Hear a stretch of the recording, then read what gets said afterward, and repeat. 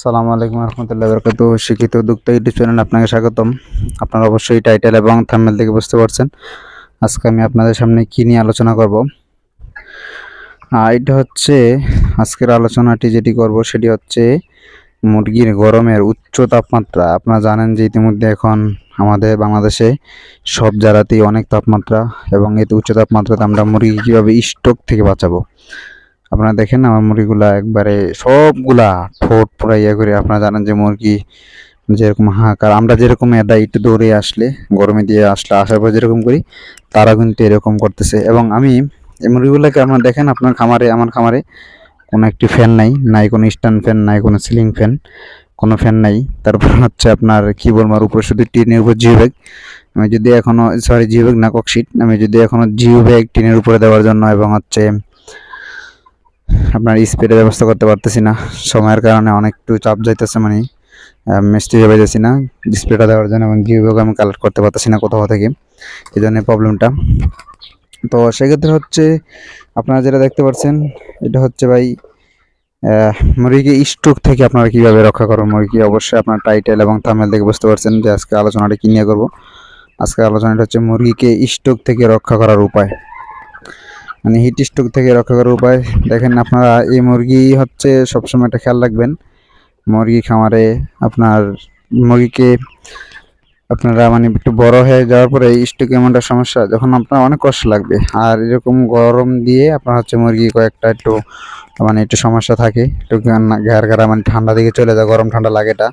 তারপর আপনার ভুসিটা একবারে ঝুরা ঝুরা রাখবেন, এরকম ভুসি এত লাগে না, কারণ ভুসি ভিজা থাকলে এটাতে অনেক গরম হয় এবং এই গরম অনেক সমস্যা দেখা দেয়।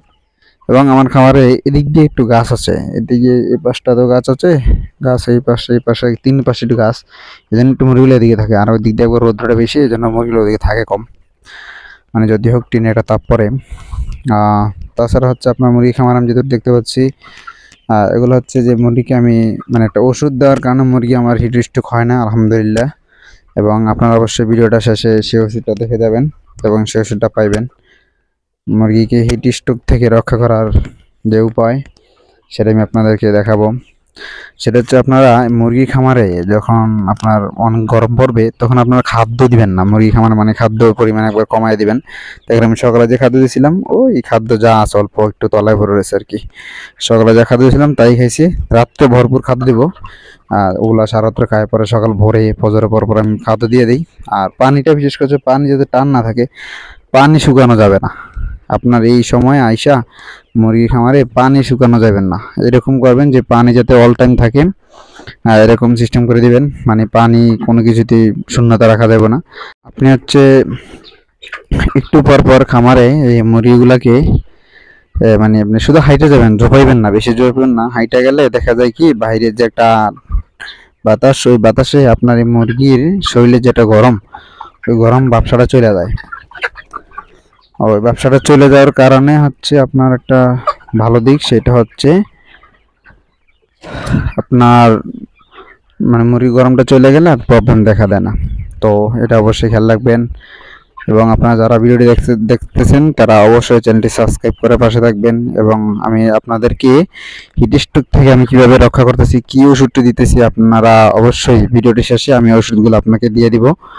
আপনারা অবশ্যই ভিডিওটি দেখবেন শেষ পর্যন্ত এবং ওষুধগুলোর নামটা জেনে যাবেন। এবং ওষুধগুলা আপনার মুরগিকে দিলে আমি আশা করি ইনশাল্লাহ ব্রয়লার, কালার বার্ড, ব্ল্যাক অস্ট্রেলপ, দেশি সোনালি, ফাউমি, তারপরে টাইগার, লেয়ার মুরগি, যত প্রকার মুরগি আছে হিট স্ট্রোক থেকে আপনারা রক্ষা পাবেন। দেখেন মুরগির খামার একবারে ঠান্ডা রাখার জন্যই এখন মানে অনেক কিছু করতেছি। অবশ্যই ইনশাল্লাহ ঠান্ডা রাখার জন্য যতটুকু করবো ইনশাল্লাহ। আপনারা দেখতে পাচ্ছেন এরই মাঝে হচ্ছে আপনাদের যেটা সেটা হচ্ছে এরকম ভাবে ব্যবসা হারা দিবেন, আপনার হাঁটবেন, আমি জাস্ট হাঁটতেছি আর ভিডিও করতেছি, কিন্তু ওরা হচ্ছে হাইটা জেরে যাইতেছে, তো ওদের শরীরের গরমটা ফেরে সেরে যেতেছে। দেখেন তখন অনেক জোরে ছিল দিকে মুরগিগুলা, এখন একটা পাতলা পাতলা হয়েছে, হাঁটা চলা করে আসতে হচ্ছে যেন একটু পাতলা পাতলা হয়েছে আর কি। আমার এদিকে একটু বাড়ি আছে ভাই, এই জন্য মানে একটু ব্যবসাটা মানে বাতাসটা আসতেছে না। যদি এদিকে বাতাস আসতো তাহলে কিন্তু আসতো। তারপরে এদিকে ভয় আছে, ওই যে দেখা যায় একটা কালাবাটা খামার, বুঝছেন। যাই হোক কিন্তু 50 থেকে 60 ফিট হবে আর কি, এদের একটা কালাবাটা খামার। তো এদেরকে আর কি আপনারা অবশ্যই চেষ্টা করবেন। এটাকে যেভাবে কিছু করার দরকার সেটা থেকেই আপনারা চাইবেন।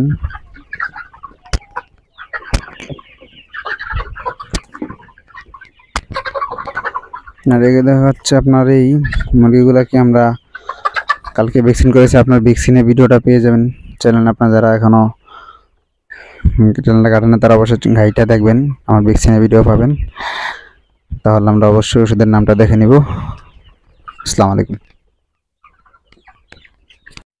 এই মেডিসিনটা হচ্ছে আপনারা হাইড্রেট নাম এটা হচ্ছে আপনারা 1 লিটারে 1 ml করে দিবেন, 1 গ্রাম 1 লিটার পানিতে 1 গ্রাম করে দিবেন। এটা হচ্ছে আপনার সকালে দিবেন এবং দুপুরে দিবেন, এবং আপনারা অবশিষ্ট যে পানিটা সন্ধ্যার পরে ফালাই দিবেন দয়া করে।